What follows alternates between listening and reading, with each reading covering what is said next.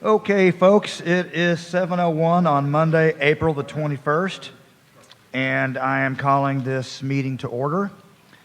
We will start off with any public comments. Do we have any public comments? No, sir, we do not.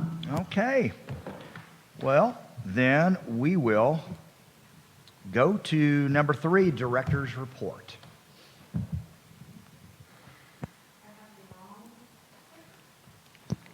The wrong clicker.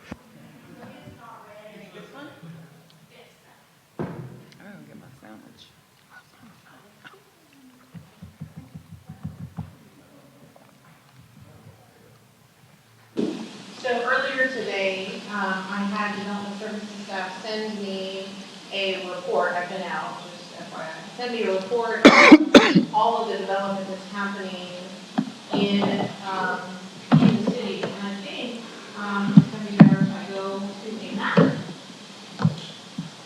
When I go back to the Bastrop CAD map that I had up just a minute ago.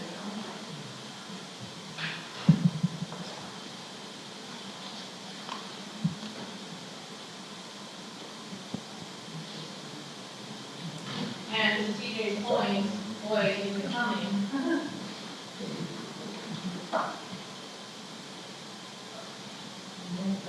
And then some, yes.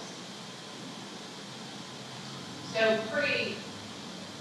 you've seen the ribbon cutting at Pearl River, Sendero, which is 969 and 71. You've seen the dirt being moved at Ferguson Crossing east, and which is all within this area.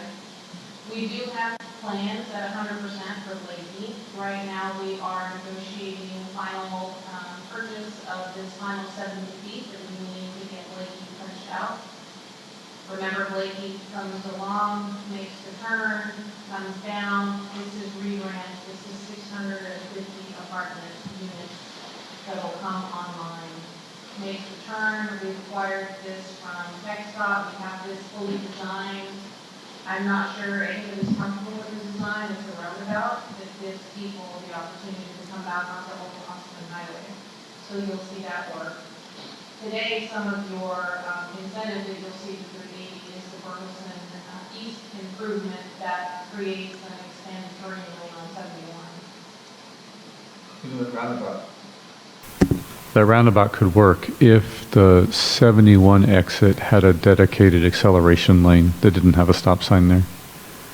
So it just might be an addition to what's already on the page. The Bastrop Public Improvement District was approved. That's this 2000. That's this 2,000 unit subdivision. The front part of that is duplexes. The back part of that is single family. And then what is fronting 969 is a small commercial development. It's a convenience store with pad sites. This street will punch out. This is Vista. It was Vista Plaza, and now it's Puerto Blanca, right? Puerto Blanca. Silver plate? Yes. So this will come in and it will connect here. And we are working with the developer to perhaps mitigate some road impact fees. And we've also moved grant money that is available for Blakey in this area. Council already moved money for Blakey to fund a portion, or at least the better part of the portion to get Blakey going, with the rest going to be funded from anticipated transportation impact fees that the council passed. Moving on to this side of the world, you see everything happening in this side behind Southside Market. Behind Southside Market, this is the Agnes extension that we are completing. Behind Southside Market will be 2, eventually 3 office complexes. You see those pad sites already starting to go up. Behind that will be a senior living facility. Next to that is an item the council hears on the second reading tomorrow. This is a planned development district. The front part of this is multifamily. There's a large park in this development, and then toward the back is a for-rent single-family development. Moving over to the east side, we have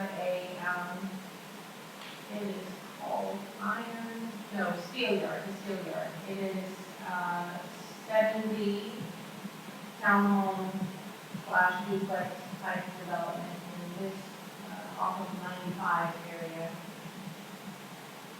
And then, council hears Ironwood for the second time tomorrow. Ironwood is at 304, Milford North Shiloh, this entire aggregate. That's 1,300 homes with commercial pad sites at the front of 304. And the city will be annexing, it will be our first in-city mud. And so, Stephen, when we talk about how do we negotiate with the developers for police and fire and all of those things, this developer gave a little under 2 acres for an acre and 20, for a public safety facility that could be used for police, fire, or a combination with ESD. And they gave a lot of park also in this specific area. And that's because we know that as Port of Plata comes and squares off, right, it connects, that this entire area will square off, and this is sort of the next frontier for Bastrop. And so we're super cognizant. Council also approved a purchasing agreement with an Omnia contract, which is a national live board with Train, to help us begin a design build process for a wastewater treatment plant that would be an additional 6 million gallons. So we've been busy. Been super busy. I've had a lot of questions about what's going in at Ferguson West right now. Well, that's a partners that is taking place. So there's a entire clothing store that's going in there. I think it's much needed. Oshkosh Bagosh or something like that? Oshkosh slash partners. Okay. Oh, developers and then the city probably answer. Any questions about what we have going on this month? It's just more of a curious question.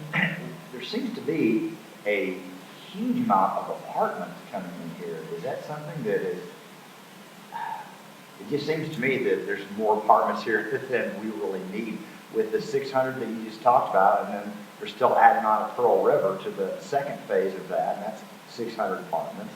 And then the other multifamily stuff over here just seems like it's huge. Well, I would say that would potentially help drive rent down, right? Supply and demand. Right now, we don't have enough supply, which is why the prices are what they are.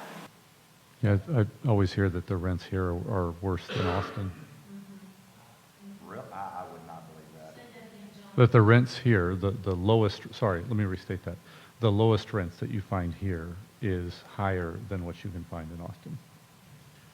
Wow, that's Yeah, so certainly there's going to be, luxury properties in Austin that might be $4,000 a month or whatever. I'm not referring to those, but it's that, $1,600 a month price point for a one-bedroom apartment is just, isn't that just nuts? yeah,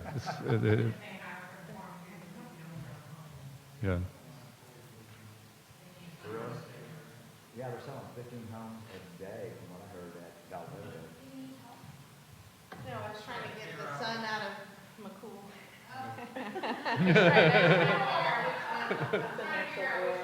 Cool, it was too cool, it got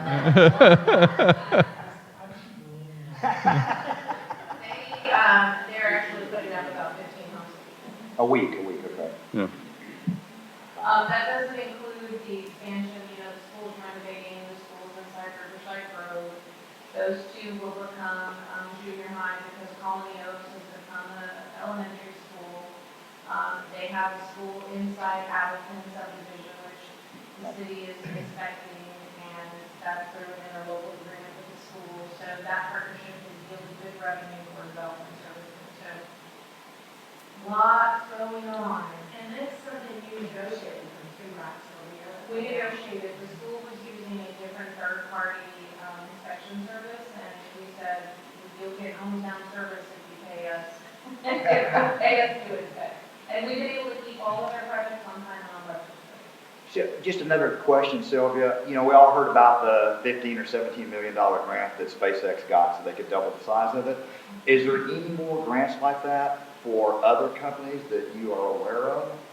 Not that we're aware of. Not that Not you're that I'm aware of, aware of. okay. And that would come from, that was a state, or was that a? Okay. And we can work with the governor's office for other options in there.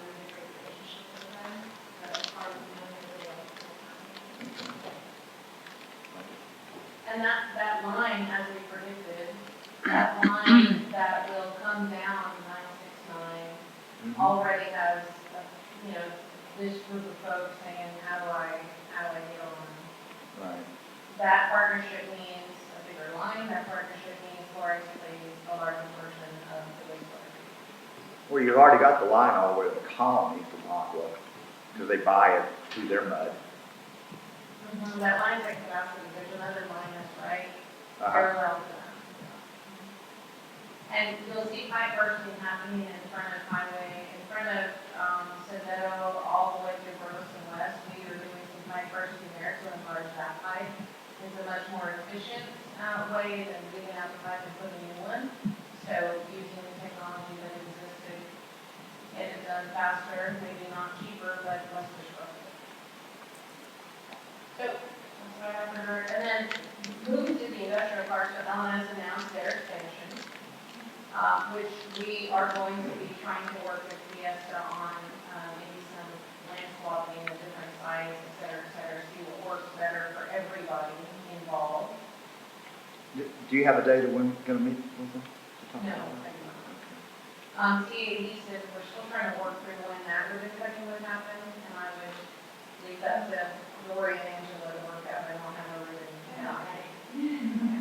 What's the holdup? But we will host our upcoming industrial roundtable there on May 18th, and so they are offering it for everyone who stays after that meeting. So Okay. if y'all attend that, feel free to stay and be with them. I think they're trying to stay where they are. Yeah. And of course, I mentioned at the prior meeting, I don't have any other information from Accutronics. I did speak to their engineer as I was leaving the LNS ribbon cutting, and they said, well, we're gonna have to step up our game at ribbon cutting. I said, how about you just step up your game and get a shovel in the ground? Yeah, let's go, folks, let's go. Happening, so. Okay. All right. What's the status of the corn tortilla chip company? So I believe if they are not already at permit, they would have received their permit. They were there. That's the property that LNS is interested in, so that's why we're going to be talking with them about a potential swap Yeah, out. some of the trading may be potential reimbursement of engineering, I don't know what it is. All right, well, thank you very much. Okay, we will now move on to regular business. Approval of meeting minutes from the regular board meeting of March 17th, 2025. March, February 24th, or February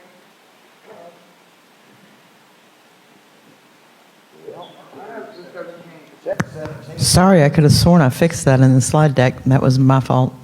Sorry, it should have been March 17th. Okay, so we are approving the minutes then of the March 17th meeting, correct? Yeah, that was in our packet too. Move to approve.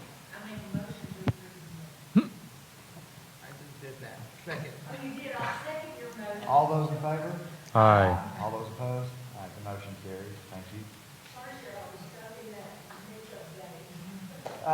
Okay, 4B, receive monthly financial report for March 2025. There you go. You are now. Can you hear me? Okay, thank you. These are the unaudited financials for March of 2025. I would like to start off with, as you see under sales tax, there's a red number. Let me explain why there is a red number. As we delve into the audit and as we were reviewing numbers, it was determined that prior sales tax allocation, for lack of a better term, was a little loosey-goosey in the percent calculation. As we started delving into the numbers and looking, there was a 2.77% variance between the EDC's allocation and the street maintenance fund. So once we determined this, we kind of had to, lack of better words, rip the bandage off and right the ship. So for the month of March, compared to projected, the EDC did reach their projected numbers. However, with the adjustment, it did put it in a negative status. So does this mean that the street allocation had less and the EDC had more, according to the estimates? Yes, ma'am. Okay, and you corrected this? Yes, ma'am. We still met the projection, we're Yes. just, you're This making is the just overall correction adjustment? of the overall allocation for the year. Got it. Expenditures for the month of March compared to projections are also well under. The only variance that we really have is the capital project contribution. Personnel come red. There's a variance, I think it's the variance of projection because when we did projections, Dory was not on staff. And contractual services, what did we estimate that went down substantially? That we didn't do, or that we had obligated, or we didn't fund it? It's the capital projects, that's a good question.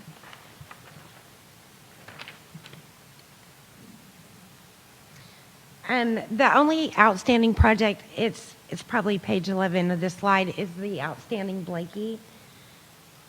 So that the projection is taking the estimated cost divided by 12, which it doesn't necessarily move in development stage.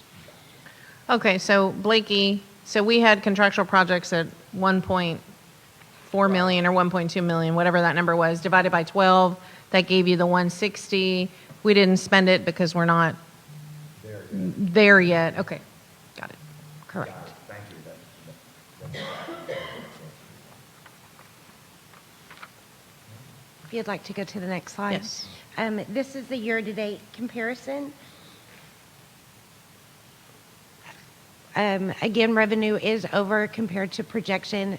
We did, at the request of the board, bring a budget amendment to line up the interest to be more close to actuals, and as well as clear up the land grant and rebate line item that is really miscuing your expenditures.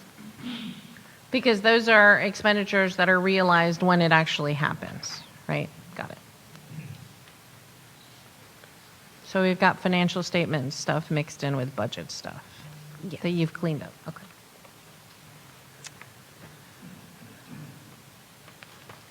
The next page is your sales tax reporting.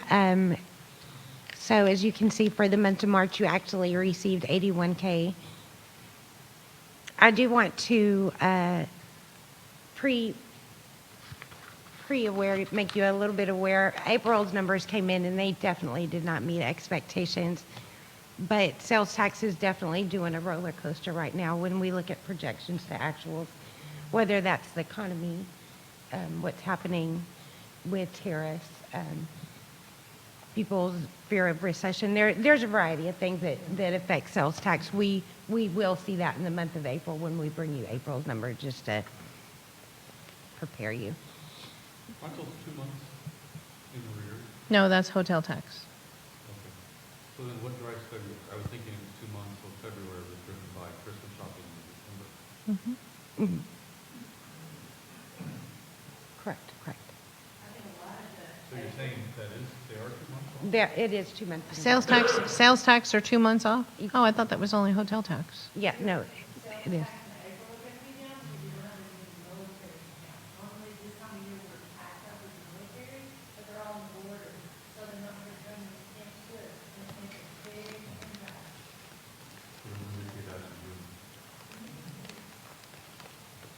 April's sales tax, we would see that in the June. April is February sales tax then. And you're projecting it to be lower, is what you're saying. Yes, sir. Bottom line, we're projecting a dip in sales tax in the coming months. This is your balance sheet statement. There was no change from the prior month reported here. That information is still the same. Just curious, why is MOCA still restricted? MOCA is still restricted because there's a portion of property tax that needs to be paid out. Once that's paid, we can then restrict that amount. The total, do you anticipate how much property tax that is? It was 20K, 25K. It's between 20 to 25K. Okay. So next month, you'll have a released Mocha Ventures and released TA Bastrop, correct? Correct.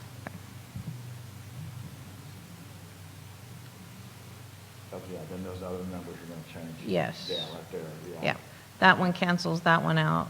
There'll be a little bit of a net. And then Fiesta restricted, that also goes away. Because their But- incentive, their incentive was depending removed. on- Oh, true, true. Depending on what we do, that might fundamentally change also. Yeah. We need to have a conversation. And then AEI Technology said that they were getting in their last employment form for that final $9,300. They hire a new grandchild? Oops, sorry. All right. Capital outlay, the only thing pending here is the Accutron at site ready. This 53,000 can also be released to fund balance. It has been. Okay. Yes. Would y'all like to see that removed since it's a completed project? Or do y'all Yes. want that to remain on there for the remainder of the? No. Go ahead and pull it out. Okay. And depending on, we don't need to go into a lot of detail, but that Accutronic site's not gonna be a one-time pay of $1 million. It's gonna be phased in. So it's gonna show a little bit different than a one-time grab of $1 million, right? Right. This is a highlight of the capital projects. All projects have been completed with the exception of Blakey, which currently has 672K remaining for the EDC contribution.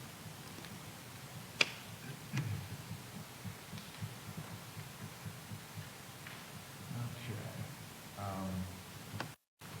All right, item 4C.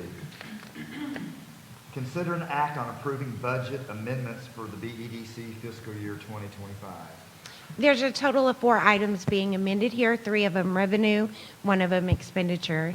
The first line item pertains to lease agreement, and it is to recognize cell tower lease that was not recognized at the time budget was prepared, as well as to bring interest income in line with what is actually occurring.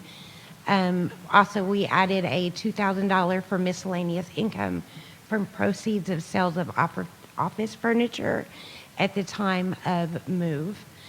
The expenditure line item pertains to the payout of the technical adhesive contract and the default of the MOCA agreement.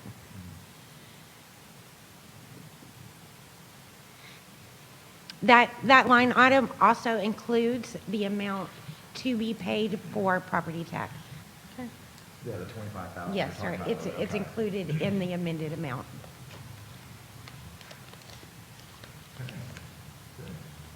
This needs a motion and a second and a vote.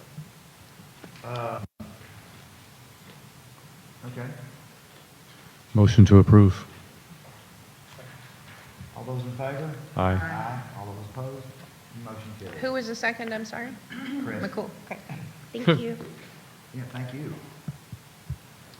Okay, moving on to 4D. Consider an act on resolution R 2025-0008, approving an interlocal cooperative agreement for an interagency loan of $600,000 from the Bastrop Economic Development Corporation, BEDC, to the City of Bastrop to fund infrastructure improvements related to Burleson Crossing East. Thank you, Chair. This is the entire ask from Burleson East was $1 million, 600 from the city, 400,000 from the BEDC. The city was going to go out and borrow its 600,000, and our banker on the board said the EDC should loan it, and the EDC should earn the interest on it. And so the agreement is the city paying 4% interest on $600,000. The banker did want to charge origination fees, but I had to draw the line somewhere. I'll make a motion to pass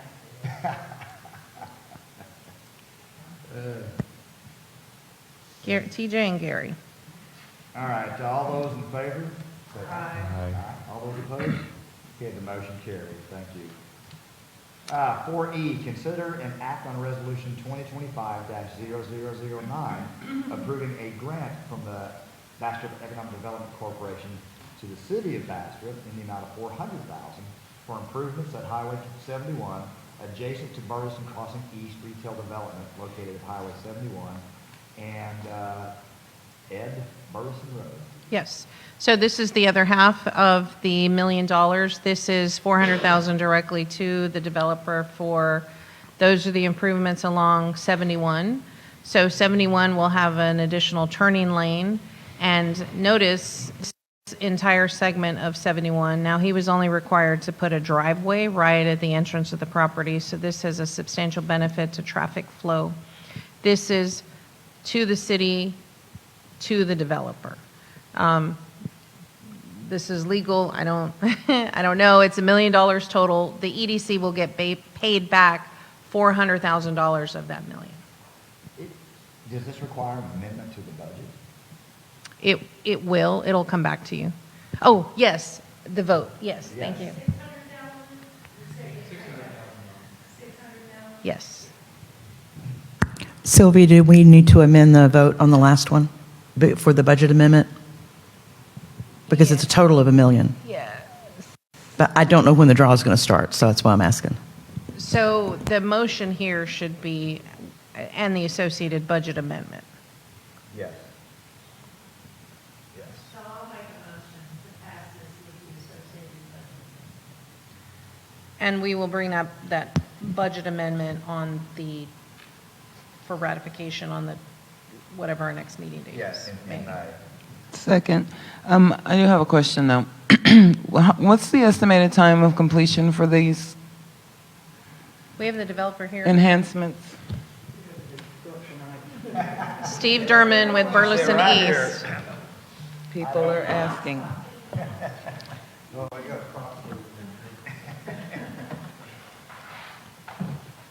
the full plan set. 105% review that got back to the text doc. So we're, our plan is. Can you get closer to the mic so they can Yep, hear? I'm Steve Derman, Austin, Texas. Our plan is to get, once we have this approved and we have the agreement ready, we've made the changes that Charles brought up for Carrie, the council meeting. And these plans have been resubmitted to the last revision, we hope, with TxDOT. We have a meeting, a conference call with both the district and regional office on Wednesday with Margaret and the gentleman up in the district office. And there really wasn't much, so we are hoping that we'll get through it pretty quickly in the next 2 weeks and get approval. As I was telling you, John, what we want to do, now we're under construction, we were going to start on Burleson Crossing, Edward Burleson, and we're building a left turn lane and wagon wheel as part of our deal for the city. So that would be 2 left turn lanes, right? 2 left turn Yeah. lanes. And it's better, we've determined to do the frontage road first because that has more work on the signal area. And then, because we're only changing a head on the left turn deal and striping and then doing the widening down Edward Burleson to get the left turn lane in. So what we'd like to do is start sometime by the end of May, if I get all the approvals and get everything signed and get it, the bid is in, the bid's done and in, it's part of the agreement. We are under budget, up under the $1 million that we've, not a lot, but not by a lot, and we just don't need anything to prop up after we start digging. How long do you think it'll take to build? Well, we're going to build it, so you're not going to, about probably 45 days, but it's not 45 days shut down. We're going to build behind curve in, move everything, change everything, and then try to do in just a few days, knocking the curb out and getting the meshing it in. Does the sidewalk move, or is that behind Now, the? right now, it does in a couple places where, like at the corner, it's going to have to be redone, so we'll go across it. And a couple of the driveways, they snake kind of in, and we might have to do some work on that. But we've spent quite a bit of time with these plans now and everything. One of the other things that we have done is put in a road and control plan And we're working through that that's one of our main conversations with TxDOT on I'm going to try to be as little intrusive as we can on shutting that road down because of the traffic we have on that. And as soon as we get done with it, then we'll jump over and we'll work on it with the 2 left turn lanes. So 45 days or so on 71, but. I'd like to be done by mid-July. If Okay. we get started by, let's say, June 1st, worst case. Okay. Thanks, Ken. Quicker if I can, if Could be it doesn't double rain. laned. I don't know. And we don't find a problem with some of the drops. I'm really worried about when we go down into We're speaking it into existence that it's going to go perfectly. Thank you, Sylvia, was I All those in favor? Yeah. Yeah, pass it down. Cheryl, does that? Yes, thanks. Okay, well, we have a motion and a second on the motion. So all those in favor of the motion, say aye. Aye. All those opposed? The motion carries. Thank you. All right, we're at the fun part of the evening. Motion to adjourn. Second. We are adjourned.